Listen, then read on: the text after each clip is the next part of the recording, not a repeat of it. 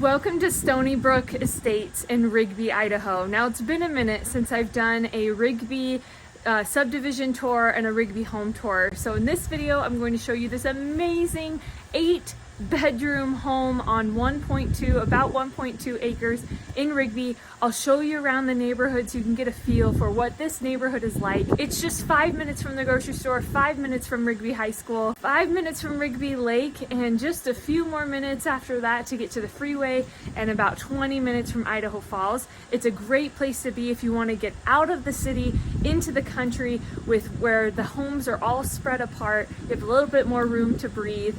This home will take your breath away. It is stunning, it is spacious, and it's got a lot to offer. You ready? Let's get started.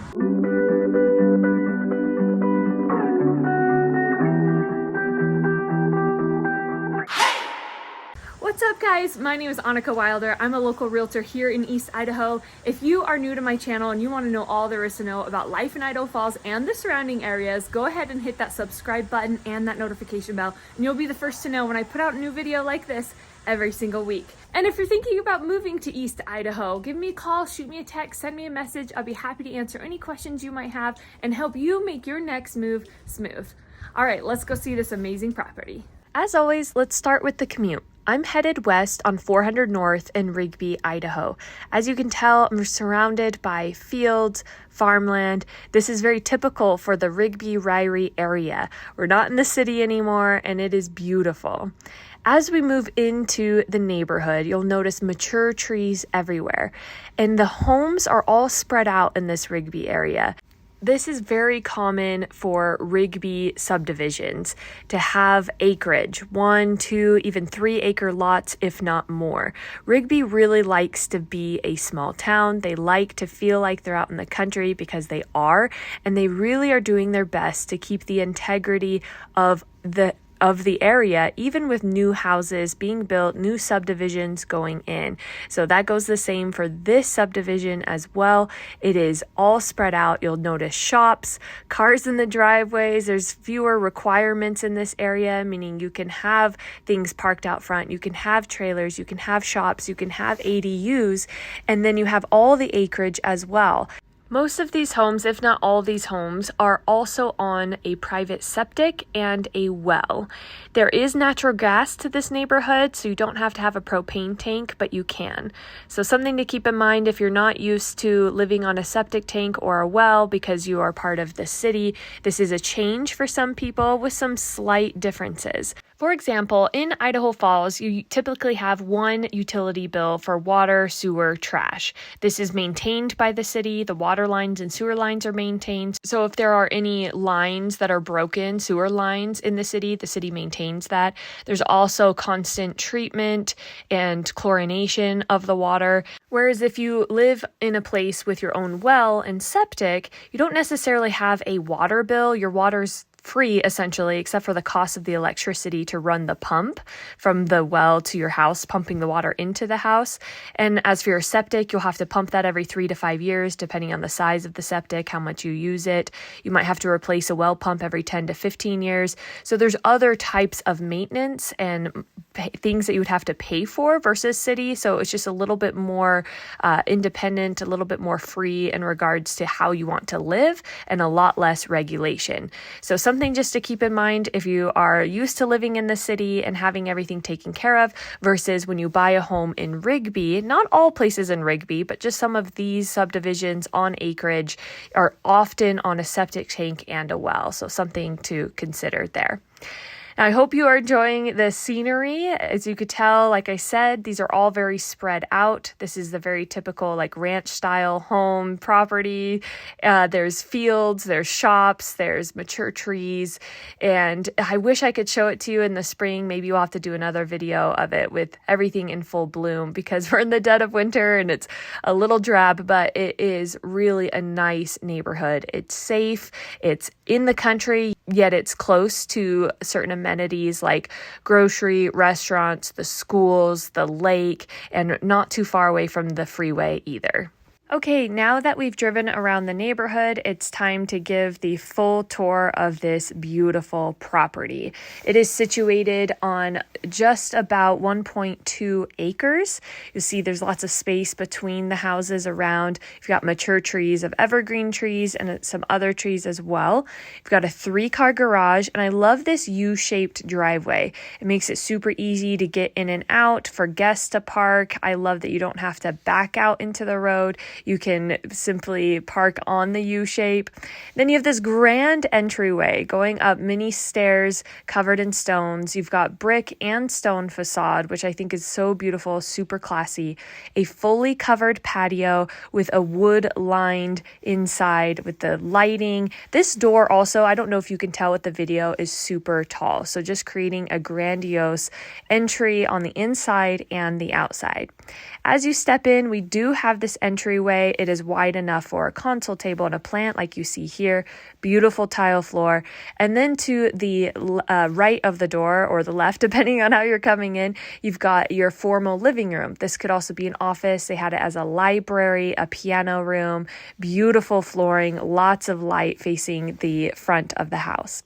Then to the right, as you walk in, you've got 3 bedrooms and 2 bathrooms, including the master, the stairs to the left, and then your open concept. Beautiful gas fireplace that rises up all the way to the ceiling with these vaulted ceilings. Lots of light coming in from the front and the back of the house, and a large window that looks out to that acreage that also backs up to a field, so it just feels like it extends the property. And then it opens up to the rest of this open concept with a large dining area. This table was quite big, so you can fit a lot of seating here. And then this beautiful granite countertops, real wood cabinets. I mean, these are super classy. You've got a gas range stove. The sink, I always say this in the right place because it's looking out to the acreage, freeing up your island here, which I just think is super nice for food prep. There's no walk-in pantry, but there are so many cabinets and counter space here. This area could be kind of like your pantry, or if we step into the laundry room, which has additional cabinets that you could use as a pantry if you needed, or as a mudroom, like little lockers and things like that. Got a sink, which not all laundry rooms have. And you also have this entire counter space and cabinets. This could literally be another butler's pantry. You could put your appliances back here, plug them and keep them out away from the kitchen. So just tons of cabinets, even though you don't have a traditional walk-in pantry. I do love that there's a half bath here right in the laundry room. So when you come in through the garage, you can use the bathroom, you can drop off things, you can wash your hands, etc. And there is a 3-car garage. I just didn't want to let the cat in, but it is a decent sized garage. As we head upstairs, we'll see all these bonus rooms. This room they used as a gym. Again, lots of lighting. They put mirrors on the wall. This is a great space for a craft room, a gym. It could also be a movie room, another playroom. And then this second room is quite large. They're using it as a playroom. Technically, it could be a bedroom. It's got a couple closets that have room for hanging as well as a window. So I'm thinking like a bunkhouse or just a playroom like they have here. And this little area is cool because if you have little 2-year-olds, you can put them in a safe place to play while the big kids play in the rest of this room. Or this could be another sewing room, a school room, another gym or craft room. I mean, there's so much you can do with this bonus space that is closed off from the rest of the home. Down the hall on the first floor, we'll visit your first bedroom. Beautiful built-ins with shelves on each side, a closet. This room is big enough for a queen-size bed. They're using it as another office type of room. Then next to that is another bedroom, almost the same in size with also some built-ins, just a little bit of a different layout here. They've got a beautiful purple color for some, looks like a girl's room that they have in here. Nice wall accents. And then to the right, we have your first hallway bathroom. I thought it was beautiful. The wood, it opens up, the mirror opens up, and you've got this tile all around, beautiful countertops. I mean, it is, your 2000s Tuscany kind of feel. So it's not super modern or up to date, but it is all held up. This is all very quality material here. So I don't see it dying or breaking over time at all. It seems like it will hold up for many, many more years. Next, at the end of the hall, you have your massive primary suite with crown molding, with extra lighting. You've got that recessed lighting. This is a king size bed with nightstands on the side, with another dresser in front, and there is still so much room all around. So it is a great size room. Another wall accent. I like the dark color, which is actually good for sleeping. If you don't like it, of course you can paint, but I personally think that having a dark bedroom makes better for circadian rhythm. So I like that about this bedroom. And then of course you have your ensuite master bath. Dual vanity here, another beautiful mirror matching the rest of the house. It opens up, and then you have a walk-in closet here at the end with space for both like a his and her type of situation. You've got shelves, lots of hanging places, and then you also have a big shower. Some of these houses that are built in the early 2000s have much smaller showers, so I was really pleased to see the dual shower heads and that rain shower head, plus that white tile really modernizes it and brightens up what would normally feel like a dark Tuscany 2000s shower. So I really liked to see that. It felt a lot bigger. You've got a big soaker tub here, and then a private toilet room, which I also think is super nice in a house like this. Okay, next up is the basement. As we head downstairs, you'll see that the basement curves, so you kind of have a little bit of privacy as you go down. And then once you come into the basement, it is a walkout basement. So you've got lots of light down here, including the recessed lighting, which just provides a lot of extra light so it doesn't feel like a dreary basement. Here's a little sneak peek of what the walkout basement goes to. It's kind of like this patio area underneath the deck, which I will show you the deck at the end of the video, and I'll show you a little bit of the backyard too. You also have this kitchenette, again, matching the colors of upstairs, the beautiful wood, the countertops. You got lots of seating here, a little fridge, making it a really fun place to hang out. The basement hallway is even wider than the hallways upstairs, and they were quite wide, so I was happy to see that down here, also brightening the whole area. You do have a full bathroom with that separate shower and toilet room and vanity area, and 3 more bedrooms, so it just keeps going. And these are big beds, big closets, lots of space in every room. Kind of a similar layout to upstairs where you have the 2 bedrooms side by side. These 2 rooms here that I was just showing face the front of the house. And this is their guest room, also with that dark color. I know it's not for everybody, but again, it really does help that sleeping rhythm. And with it facing out in the front, you've got this really deep window well that they've like pushed out. So it really doesn't feel like you're in like a dark basement. So again, lots of light. Lots of closets as well. I just passed a big closet. And then this is the last bedroom of this video before we head back upstairs. As you can tell, it's spacious enough for 2 beds. You've got a little nook here that's like a little vanity or a desk area with its own light, and then a walk-in closet.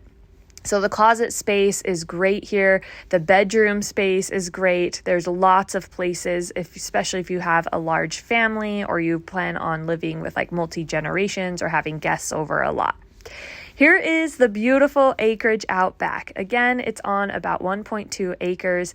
Beautiful, sturdy deck. When I was standing on it, it felt very level. It's obviously covered in snow right now, but if you could just imagine it in the spring and the summer where everything is bloomed and warm and dry, this would be quite the scenery. This beautiful Rigby home has room for a shop, and all of this is listed for $785,000. Isn't this house so lovely? I love that bonus room, the massive basement. I mean, space is not at a shortage at this beautiful Rigby home. If you're interested in this home or any other home in Rigby or more about life in East Idaho, give me a call, shoot me a text, send me an email. I would be happy to answer any questions that you might have about my area. Again, my name is Annika Wilder, and we'll see you next time. Bye.